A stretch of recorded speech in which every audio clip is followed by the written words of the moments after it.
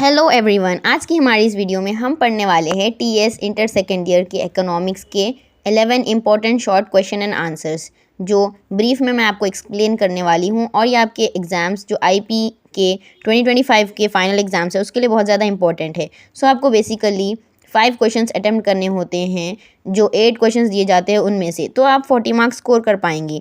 और ये मार्क्स आपको स्कोर करने के लिए पूरा सिलेबस पढ़ने की ज़रूरत नहीं है। कुछ इंपॉर्टेंट क्वेश्चंस हैं जो आपको पढ़ने हैं, वो मैं आपको एक्सप्लेन करने वाली हूँ। So be ready to learn this.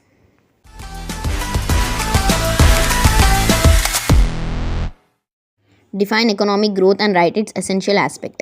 Economic growth refers to an increase in the real output of goods and services produced in a country. यानी कि जो economic growth है उसका ये मतलब है कि जो हमारी कंट्री होती है उसके अंदर जो रियल आउटपुट होता है गुड्स एंड सर्विसेज का, उसमें जब इंक्रीज़ होती है तो हम उसको इकोनॉमिक ग्रोथ कहते हैं। मेनली ये क्वांटिटेटिव चेंजेस के बारे में बताता है एक इकोनॉमी में, यानी कि जितनी क्वांटिटी प्रोड्यूस होगी उसको हम इकोनॉमिक ग्रोथ कहेंगे। इसके कुछ सर्टेन एस्पेक्ट्स भी है जो बहुत ज़्यादा इंपॉर्टेंट एंड एसेंशियल है, जैसे कि इकोनॉमिक ग्रोथ जो है वो शो करती है higher rate of increase in real per capita income rather than the growth of population. यानी कि ये हर इंसान का पर कैपिटा इनकम के बारे में दिखाती है, उसका हायर रेट दिखाती है और पॉपुलेशन की ग्रोथ नहीं दिखाती है। इकोनॉमिक ग्रोथ हमेशा लिंक्ड होती है large increase with productive ability of the country, यानी कि इसका मेन फोकस प्रोडक्टिव एबिलिटी जो कंट्री का है उसके बारे में होता है, उससे लिंक्ड होता है। इसके मेन डिटर्मिनेंट्स है इकोनॉमिक ग्रोथ के, जैसे कि rate of savings in the economy, कि कंट्री में लोग कितना सेविंग्स कर रहे हैं। कैपिटल आउटपुट रेशियो, यानी कि लोग कितना ज़्यादा कैपिटल लगा रहे हैं जिसकी वजह से उनको आउटपुट मिल रहा है, उसका ratio. And rate of growth of labour force, यानी कि कितनी ज़्यादा लेबर की फोर्स है, उसको हम इसमें इंक्लूड करते हैं इकोनॉमिक ग्रोथ में। And rate of growth of technological progress, यानी कितनी टेक्नोलॉजी प्रोग्रेस हो रही है, इसकी मदद से हम पता करते हैं कि हमारी इकोनॉमिक ग्रोथ कितनी अच्छी है। और इकोनॉमिक ग्रोथ तब भी होती हैं जब गवर्नमेंट का प्रेजेंस हो या फिर एब्सेंस हो। सो गवर्नमेंट का प्रेजेंस एंड एब्सेंट मैटर नहीं करता। Examine the causes for inequalities in distribution of income and wealth. तो यहाँ पर हमें क्वेश्चन में ये पूछा गया है कि हमारी जो इनकम में डिस्ट्रीब्यूशन होती है वो उसमें इनइक्वालिटीज़ क्यों है, यानी कि कोई इंसान इंडिया में गरीब क्यों है और कोई इंसान बहुत ज़्यादा अमीर क्यों है, इसके रीजंस क्या है, इसके कॉजेज़ क्या है, यहाँ पर पूछा गया है। सो मेनली यहाँ पर 5 कॉजेज़ लिखने के लिए कहा गया है और यहाँ हमें 7 कॉजेज़ दिए गए हैं। सो यहाँ पर फर्स्ट वन है इनइक्वालिटीज़ इन लैंड ओनरशिप। जब इनइक्वालिटी होगी लैंड ओनरशिप में, उसकी वजह से लोगों के अंदर इंडिया में इनकम एंड वेल्थ इनइक्वालिटीज़ होती हैं। Concentration of asset in private sector, private corporate sector, यानी कि ये भी एक बहुत बड़ा रीज़न है, यानी कि लोगों का जो वेल्थ एंड पावर है वो कहाँ पर है, लार्ज इंडस्ट्रियलिस्ट के पास है, जिसके पास बहुत सारे एसेट्स है। उन लोगों ने बहुत सारे एसेट्स, यानी कि बहुत ज़्यादा फर्नीचर, मशीनरी एंड हर तरह का डेवलपमेंट कर रखा है, इंफ्रास्ट्रक्चर कर रखा है। सो यहाँ पर मेन रीज़न ये है कि जो कॉर्पोरेट सेक्टर होता है, जो बड़े कंपनीज होती हैं, उनके पास ज़्यादा पावर है और छोटे बिजनेस के पास उतना पावर नहीं है।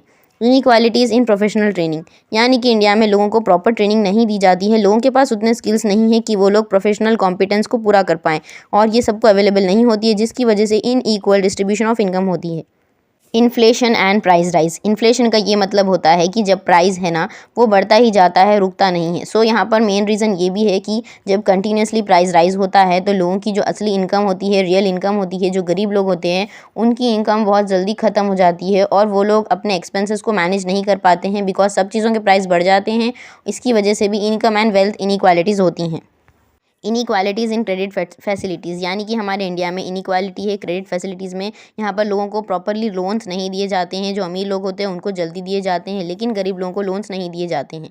And urban bias in private investment, यानी कि जो अर्बन प्लेसेस होती हैं, सिटीज़ होती हैं, वहाँ का जो एक इंटरेस्ट है वो लोग सिर्फ प्राइवेट इन्वेस्टमेंट्स में ही फोकस करते हैं और वो लोग गवर्नमेंट की इन्वेस्टमेंट में नहीं फोकस करते हैं, जिसकी वजह से जो प्राइवेट सेक्टर है, जो पर्सनल कंपनीज़ है, वो लोग जल्दी अमीर होती जा रही हैं एंड नॉर्मल पब्लिक को उसकी वजह से कोई फ़ायदा नहीं हो रहा है। इसकी वजह से इनइक्वालिटी हो रही है। एंड रोल ऑफ गवर्नमेंट, यानी कि जब लोग इन्वेस्टमेंट करते हैं गवर्नमेंट में तो गवर्नमेंट भी एक सपोर्टिव रोल प्ले करती है है, यानी कि गवर्नमेंट भी प्राइवेट एंटरप्राइजेज़ को, प्राइवेट कंपनीज़ को सपोर्ट करती है। जो बड़े large companies and capital intensive enterprises होती हैं उनको ज़्यादा सपोर्ट मिलता है गवर्नमेंट से भी, जिसकी वजह से उन लोग ज़्यादा रिच होते जा रहे हैं और उनको इनकम अच्छी मिल रही है, लेकिन जो नॉर्मल पब्लिक है वो लोग गरीब होते जा रहे हैं। Explain briefly the sectoral contributions to the national income of India, यानी कि जो हमारी कंट्री है उसके अंदर 3 तरह के सेक्टार्स है, जैसे आप जानते हैं primary, secondary and tertiary sector. तो यहाँ क्वेश्चन में पूछा गया है कि 3 सेक्टार्स ने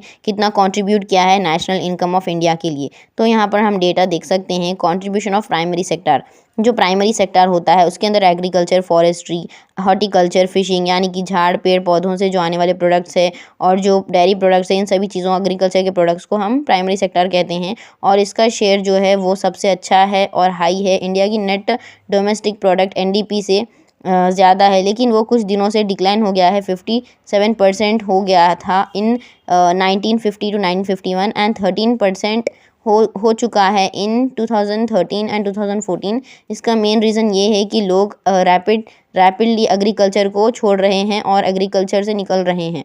contribution of secondary sector, secondary sector हम इन चीज़ों को कहेंगे जिसको इंडस्ट्री सेक्टर भी कहा जाता है, जैसे कि manufacturing, mining, enquiring, construction etcetera.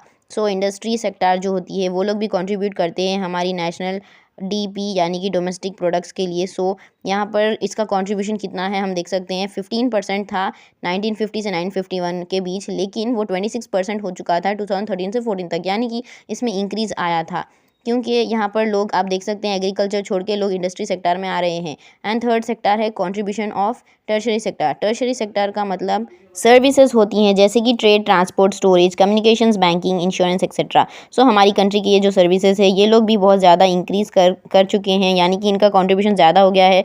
ये 1950-51 के टाइम 25% था, लेकिन ये 59.9 यानी 60% हो गया था 2013 से 2014 के बीच। इसका मतलब ये है कि जो ट्रांसपोर्ट एंड कम्युनिकेशन है उसमें बहुत ज़्यादा मेजर कंट्रीब्यूशन जो है वो बढ़ा है। क्यों बोलते हो, इसके अंदर एक्सपेंशन हुआ है।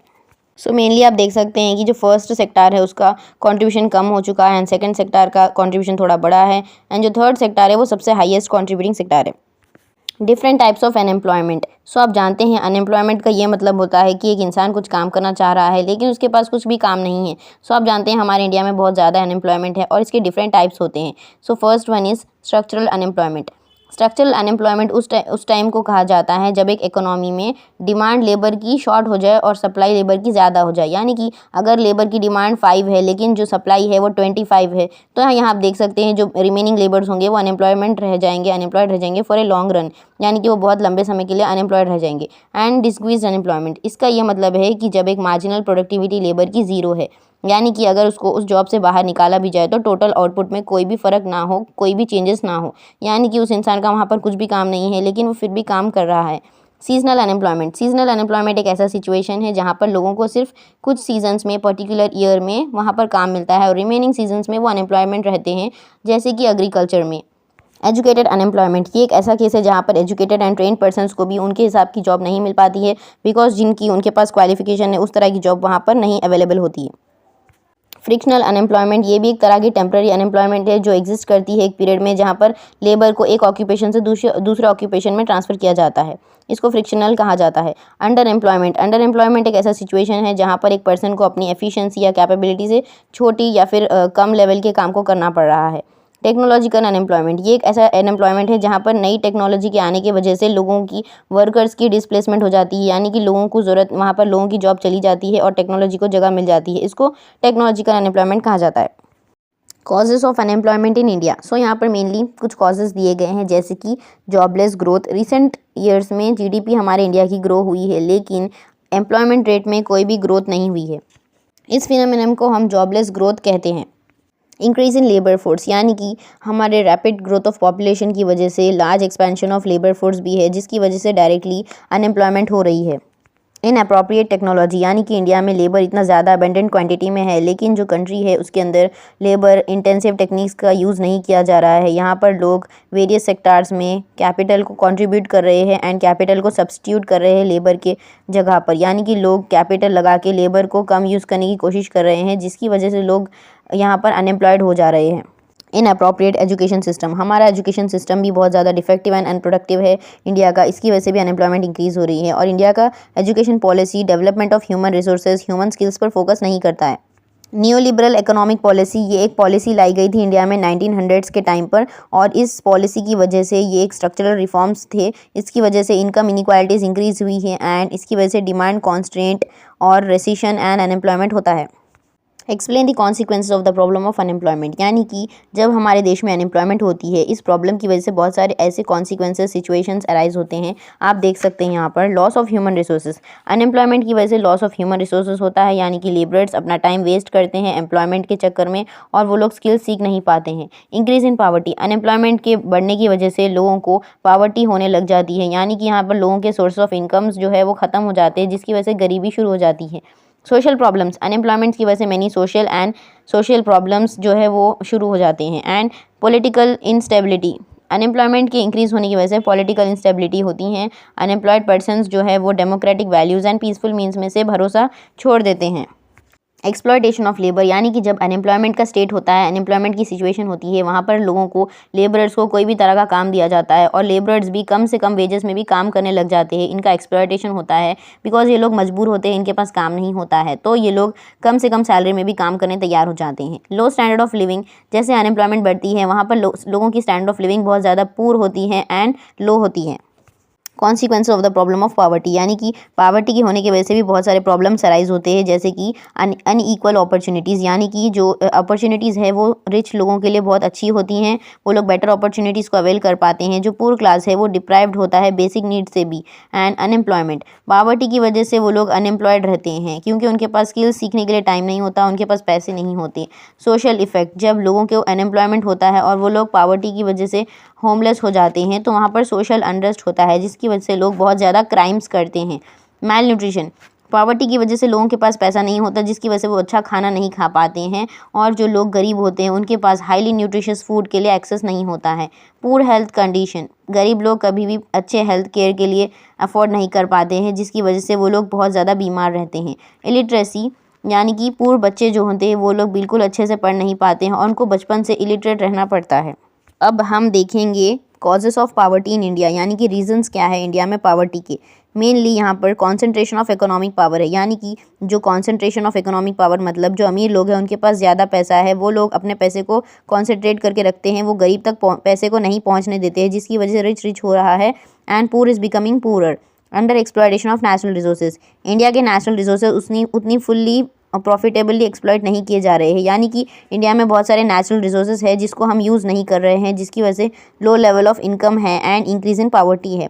हाई पॉपुलेशन प्रेशर, यानी कि इंडिया की हाई ग्रोथ रेट की वजह से पॉपुलेशन बढ़ती जा रही है लेकिन पर कैपिटा इनकम कम होती जा रही है, इसकी वजह से पावर्टी हो रही है। अनएम्प्लॉयमेंट, यहाँ पर अंडर एम्प्लॉयमेंट एंड अनएम्प्लॉयमेंट बहुत ज़्यादा है। एंड पुअर एजुकेशन, यहाँ पर इंडिया में लोगों के पास उतनी अच्छी एजुकेशन नहीं है, जिसकी वजह से उनको लो लेवल ऑफ इनकम मिलती है और उसकी वजह से पावर्टी होती है। Analyse the different concepts of poverty, poverty को हम ऐसे डिफाइन कर सकते हैं कि एक सोशल फिनोमिनम है, एक सिचुएशन है जहाँ पर एक सेक्शन ऑफ सोसाइटी अपनी बेसिक नीड्स या फिर बेसिक नेसेसिटीज़ को भी पूरा नहीं कर पाती है। और ये दो तरह की पावर्टी होती है, जैसे कि absolute poverty and relative poverty.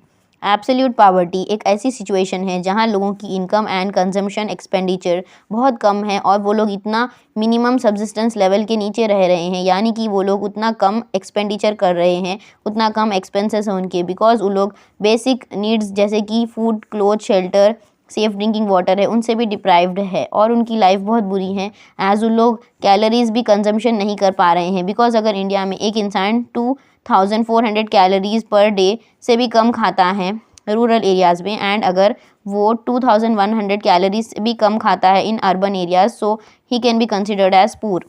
Relatively poverty, relative poverty एक ऐसा सिचुएशन है जहाँ एक ग्रुप ऑफ पीपल या फिर क्लास ऑफ पीपल जो है वो लोअर इनकम ग्रुप से बिलोंग करते हैं और वो लोग इतने गरीब है कि वो लोग हायर इनकम ग्रुप से गरीब कहलाए जाते हैं। जैसे कि इसको हम कह सकते हैं ये इनकम इनइक्वालिटी डिस्ट्रीब्यूशन है, यानी कि ऐसे जो एडवांस कंट्रीज़ होते हैं यूएसए, यूके, वहाँ पर आप देख सकते हैं वहाँ पर एब्सोल्यूट पावर्टी तो नहीं है, वहाँ सभी लोगों को बेसिक नीड्स मिलते हैं, लेकिन वहाँ पर रिलेटिव पावर्टी है बिकॉज वहाँ पर रिच लोग रिच है लेकिन गरीब लोग सब चीज़ें अफोर्ड नहीं कर पाएंगे।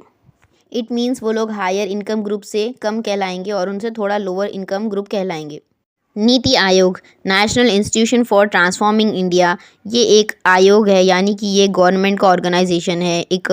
ये बनाया गया था, इस्टेब्लिश किया गया था 1 जनवरी 2015 को बाय इंडिया। इसको रिप्लेस किया गया था प्लानिंग कमीशन से। इसको इस्टेब्लिश किया गया था ताकि critical directional and strategic inputs दिए जा सकें, यानी कि इनका काम ये होता है कि ये लोग थिंकिंग करते हैं, प्लान्स बनाते हैं और गवर्नमेंट को प्लान्स बनाकर देते हैं, और ये लोग डेवलपमेंट प्रोग्रेस के लिए काम करते हैं हमारी कंट्री के। इसका काम थिंक टैंक की तरह होता है। नीति आयोग फैसिलिटेट्स इंडिया, यानी कि इंडिया को फैसिलिटेट करता है ट्रांसफॉर्म होने में, कोऑपरेटिव एंड कॉम्पिटिटिव फेडरलिज्म बनने में। ये इंट्रोड्यूस करता है बॉटम अप मॉडल जो डिसेंट्रलाइज्ड प्लानिंग के बारे में है। यानी कि नीति आयोग ये चीज़ पर फोकस करता है कि स्टेट्स एंड सेंटर दोनों मिलकर काम करें, दोनों मिलकर प्लान्स बनाएं एंड डिसेंट्रलाइजेशन हो, ना कि सेंट्रलाइजेशन। ये सर्व करता है as a knowledge and innovation hub. ये बहुत सारी रिसर्च करता है एंड बेस्ट प्रैक्टिसेस को फॉलो करता है। It acts as a consultant to the central and state governments, यानी कि मैंने आपको बताया था कि ये कंसल्टेंट की तरह काम करता है। सेंट्रल एंड स्टेट की गवर्नमेंट्स को पॉलिसीज़ बताता है, प्रोग्राम्स बताता है एंड स्किल्स जो है वो डेवलप करने में मदद करता है। ये एनेबल करता है capacity building and technology upgradation, and ये मॉनिटर करता है कि किस तरह से पॉलिसीज़ का इम्प्लीमेंटेशन हो रहा है, प्रोग्राम्स का, एंड उनका इम्पैक्ट क्या आ रहा है, इसको वो देखता है। वॉट इज़ प्लानिंग एक्सप्लेन, यानी कि प्लानिंग क्या है। Planning is a technique and conscious effort made to achieve certain predetermined objectives, यानी कि प्लानिंग में हम डिसाइड करते हैं और कॉन्शियस एफर्ट्स बनाते हैं ताकि हम कोई चीज़ जो ऑब्जेक्टिव्स है या गोल्स है जो हमने पहले से डिटरमाइन किए हुए हैं उसको अचीव करने के लिए हम ये करते हैं। इकोनॉमिक प्लानिंग जो है वो बहुत ज़्यादा इंपॉर्टेंट है, यानी कि हमारी कंट्री के लिए हमें क्या करना चाहिए उसको इकोनॉमिक प्लानिंग कहा जाता है। एंड जो टर्म प्लान एंड प्लानिंग है वो डिफरेंट है। प्लान एक डॉक्यूमेंट है, एक ब्लूप्रिंट है एंड एक एक्शन ओरिएंटेड मॉडल है, लेकिन जो प्लानिंग है उसके अंदर ब्लूप्रिंट होता है एंड एफर्ट्स के बारे में भी होता है जिससे हम हमारे गोल्स को अचीव कर सकते हैं। इंपॉर्टेंस ऑफ प्लानिंग, अगर हम अच्छे से प्लान्स बनाते हैं तो हम ये डिसाइड कर पाएंगे कि हमारे नेशनल रिसोर्सेज को प्रॉपर्ली यूज़ किया जाना चाहिए as per socio economic needs. Industrial and agriculture development को भी हायर लेवल पर इंक्रीज़ किया जा सकता है।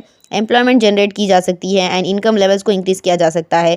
इन इकोनॉमिक सिक्योरिटी प्रोवाइड की जा सकती है लार्ज मेजॉरिटी ऑफ पीपल को, यानी कि लोगों की ज़िंदगियाँ अच्छी बनाई जा सकती हैं। बैलेंस रीजनल डेवलपमेंट को भी किया जा सकता है, यानी कि बैलेंस रीजनल डेवलपमेंट में हम rural areas and urban areas को बराबर हिसाब से ग्रो करते हैं ताकि उनकी डेवलपमेंट हो एंड प्रोग्रेस हो। एंड लॉन्ग रन नीड्स जो है इकोनॉमी के, जो हमारी कंट्री की ज़रूरतें हैं लॉन्ग रन के लिए, उसको देखा जा सकता है प्लानिंग प्रोसेस से। So we have completed our 11 short ones and we will complete other remaining 25 question and answers in the next part. So you can subscribe to this channel and like and share with others.